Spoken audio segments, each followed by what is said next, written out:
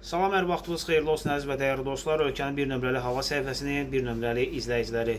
Neçə gündür başım çox qarışıqdır. Üstünüzə sağlıq yaxın bir insan əməliyyat olunur deyə canlılara az bir miqdarda vaxta girə bilirəm və videolar paylaşma biraz çətinlik çəkirəm. Üzrlü hesab edəs gərək. Allah bütün xəstələrə şəfa versin. Yenə də fürsətdən istifadə edib bəzi məqamlara toxunub, sonra isə hava haqqında məlumat vermək istəyirəm.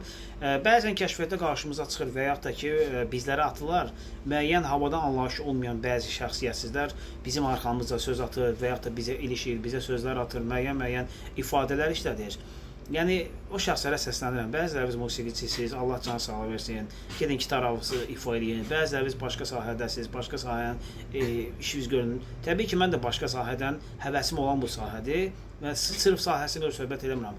Bildi, bilmədi, dəyişməyəcək, Bakıda anomalilər olacaq, hayda ölkədə heç vaxt dəyişiklik olmayacaq, bəs deyiriz dəyişiklik olacaq, səbirli olun. Biz demişiksə Sibir kütləsi gələcək, deməli Sibir kütləsi gələcək. İndi isə keçirik hava haqqında məlumat. Hava haqqında məlumat keçməmişdən öncə bir məlumat nəzərinizə çatdırım. Daha doğrusu deyim ki, bugün artıq iyul ayıdır, iyul ayının biridir və hər kəsə iyul ayının xeyirli, ruzi, bərəkətli keçməsini və hər kəsin arzu istəklərinin real olmasını arzulayırıq.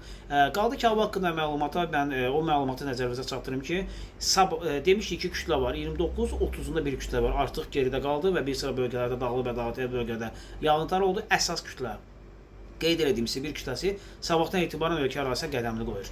Ayın 2-si, 3-ü, 4-ü, 5-i, hətta 6-sı belə 6-sı, 7-sinə qədər vaxt uzanıb indiki halda Bakı Abşeron yarımadasında temperaturun olduqca aşağı düşməsi, günbəgün temperaturun düşməsi aşağıya və şiddətli küləklərin olması var və bu prosesin ən pik vaxtı ayın 3-ündən sonraki dövrdür. 3-ü, 4-ü və 5-i və 6-sı dövründə Bakı Abşeron yarımadası hətta gündüzlər temperatur 22-23 dərəcə kimi düşməsi gözlənilir. Axşamlar isə 19-18 dərəcə kimi temperaturun düşməsi ciddi, yəni necə deyirlər, soyuqların olması ehtimalı var. Bizi izləməyi unutmayın, canlılarda və ətraflı məlumatlar olacaq sizinlə bərabər.